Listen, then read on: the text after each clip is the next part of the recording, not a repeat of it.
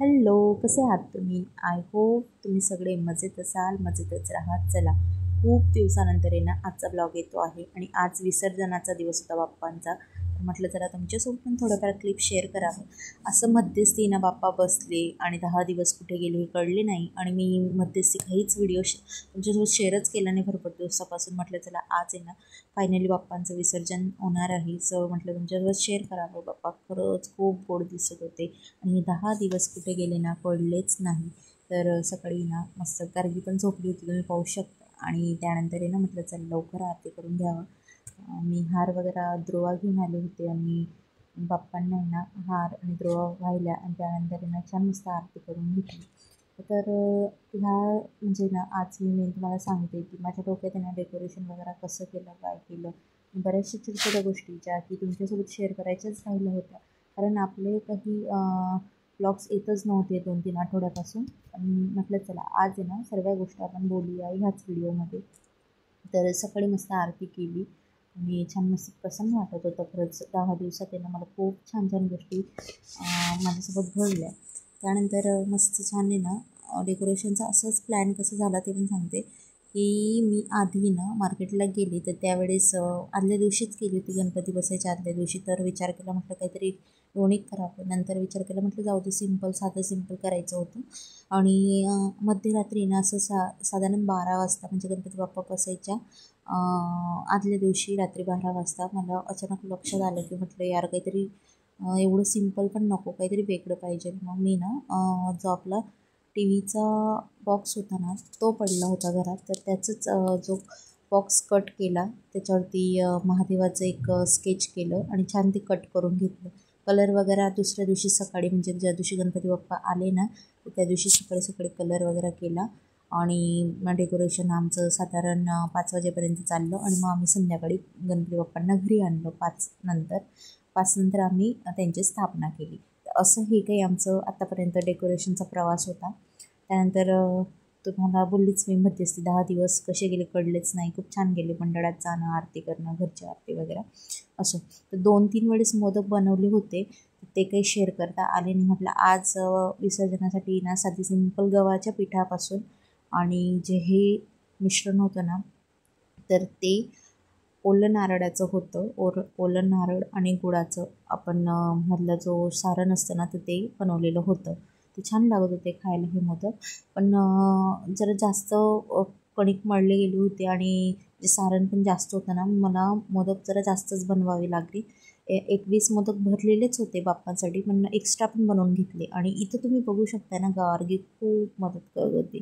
तिने पण छान मोदक बनवला, पण तिचा जो मोदक आहे ना तो तुटला. पण प्रॅक्टिस तिची चालूच होती की कसं बनवायचं काय मला विचारून ती तशी स्टेप फॉलो करत होती. आणि मग नंतर तिला जमलंच नाही ना, मग तिने विषय सोडून दिला. ती म्हणत होती की मम्मा तूच कर, मला तर अजिबात जमत नाही.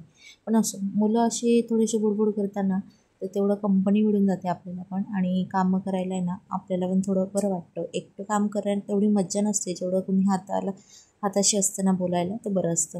छोट्या छोट्या गोष्टींमध्ये मला तिची खूप हेल्प होते. काही वस्तू आणणं, उचलणं, ठेवणं, बऱ्याचशा गोष्टी. आणि आता पण पहा कॅमेरा वगैरे चालू होता ना तर तिनेच तो कॅमेरा बंद पण केला.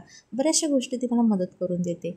चला असं बोलता बोलता मोदक वगैरे तयार झाले आणि छान असे मस्त म्हटलं चला बाकीचे ना खाली बसूनच बनवलं होतं. कारण एवढा वेळ उभं राहणं म्हणजे माझे खूप पाय दुखत होते. कारण सकाळी नैवेद्यासाठी डाळ भात पोळी पण बनवलं आणि सकाळपासून उभीच होते. कारण आज ना अजिबात आराम नव्हता. म्हटलं चला बाकीचे बसून बनवले आणि बाकीचे जे होते ना तर ते उभे राहून बनवले. म्हटलं जे बाकीचे मोदक आहे ते तळता तोपर्यंत बाकीचे आपण बनवू शकतो. तो सगळे बनवले आणि हे ना मला प्रसाद म्हणून वाटायचे होते खाली. कारण आज मंडळचा पण गणपती उठणार आहे. मंडळचा आहे ना साधारण रात्रीचे 12 वाजून वाजत गाजत जायला, म्हणून आम्ही विचार केला मागच्या वर्षी तो मंडळाच्या गणपतीसोबतच आपला जो घरचा गणपती आहे ना त्याचं विसर्जन केलं होतं. पण ह्या वर्षी म्हटलं की आपण स्वतः जावं आणि आपल्या हातांनी विसर्जन करावं असं माझं होता विचार. आणि यांचा पण तसंच विचार होता आऊंचा. आम्ही दोघांनी विचार केला की आपण स्वतः जाऊन ना आपल्या गणपती बाप्पांचं विसर्जन करून यावं. तर तिथं पण खूप छान मस्त सोय होती विसर्जनाची. आणि असो चला मोदक बनवताना आहे ना मी जे सारण होतं ना तर ते थोडं परतून घेतलेलं होतं. म्हणजे 5-10 मिनटं आधीच थोडं त्याला परतून थंडगार करून ठेवलं होतं. आणि जे गव्हाचं पीठ आहे ना, नुसतं गव्हाचं पीठ नाही घेतलं, त्यात थोडा आहे ना रवा पण ॲड केलेला होता, म्हणजे थोडं आहे ना ते क्रिस्पी राहिले ना बरं असतं. जे जास्त सॉफ्ट राहिले ना मग खायला मज्जा येत नाही. आणि जसं मी बोलली ना, सकाळी डाळ भात वगैरेचा नैवेद्य दिला होता देवांना पण आणि बाप्पांना पण. तर आता मोदक बनवलेच होते, तर मोदकांचा पण नैवेद्य लगे हात देऊन दिला. आणि मोदक वगैरे बनवत मला फार उशीर झाला, साधारण 5-5:30 होऊनच गेले होते. मग म्हटलं चला आवरूनच घ्यावं, म्हणून आम्ही दोघींनी छान रेडी होऊन ना, मी पण साडी वेअर केली आणि गार्गीने पण छान ड्रेस वगैरे घातला तिला रेडी केलं. तिला तयारी करायला ना नाही म्हणत 15-20 मिनटं तर लागूनच जातात. केस विंचरणे, कपडे घालणे, तिचे बऱ्याचशा गोष्टी राहतात आणि माझं पण तिच्यासोबत मग मला पण भरपूर वेळ लागून जातो. असं छान साडी वगैरे वेअर केली आणि खूप पाऊस होता, खूप म्हणजे खूपच पाऊस होत होता. कारण 2 ते 3 दिवसापासून आहे ना पाऊस अजिबातच बंद झालेला नाही आहे, कंटिन्यू इकडे पाऊस चालतो आहे. मी इथं जे आहे ना, जसं आपण सुरुवातीला बाप्पांना बसवतो तेव्हा त्यांच्यात प्राण आणता, त्यांची स्थापना करतो त्यावेळेस प्राण प्रतिष्ठा म्हणतो आपण, त्यांच्यात प्राण येतात आणि ते स्थापित होतं. आपण जेव्हा आपण त्यांना उठवतो म्हणजेच त्यांचे जे प्राण असताना ते आपल्याला मूर्तीमधून काढून घ्यायचे असतात. तीच जी विधी होती, मंत्र होते, ते मी टी व्हीवरती लावलेले होते आणि तेच मंत्र आणि ती विधी आम्ही पाहून ना त्यांचे जे प्राण असताना मूर्तीतले ते काढले आणि मग गणपती बाप्पांना उठवलं. मस्त त्या अगोदर ना आरती करून घेतली, छान सगळ्यांनी मिळून आरती केली आणि 1-2 मंत्र वगैरे चालू होते, तर ते मला काही माहीत नव्हते, तर मी टी व्हीमध्येच बघितले ते पण. आणि हातात पाणी घेऊन सोडायचं, तांदूळ वगैरे टाकायचं असं. आणि माझं पण काही एवढा अनुभव नाही आहे, तर मी पण आता हा माझा सेकंड म्हणजे हा आमच्या मागच्या वर्षी बसवला होता आणि ह्या वर्षी, तर 2 ते 3 वर्षापासून बसवणं चालू आहे. त्यानंतर आहे ना आरती वगैरे झाली, प्रसाद वगैरे वाटप केलं आणि आम्ही लगेच आहे ना तालावरती आलो. आणि बाप्पांचं विसर्जन करून आम्ही जेव्हा घरी आलो ना, तर त्यानंतर आहे ना घर अगदी खाली वाटत होतं. तर तुम्ही पुढे व्हिडिओमध्ये पाहू शकता, घरी आल्यावर येते ना पूर्ण असं सुनं दिसत होतं. आणि विसर्जन आहे ना खूप छान झालं, खूप छान पद्धतीने झालं आणि आम्ही सगळेच ओले होऊन गेलो होतो, एवढा पाऊस होता आणि पाऊस अजिबातच थांबत नव्हता. तुम्ही पाहू शकता व्हिडिओमध्ये पुढे व्हिडिओ.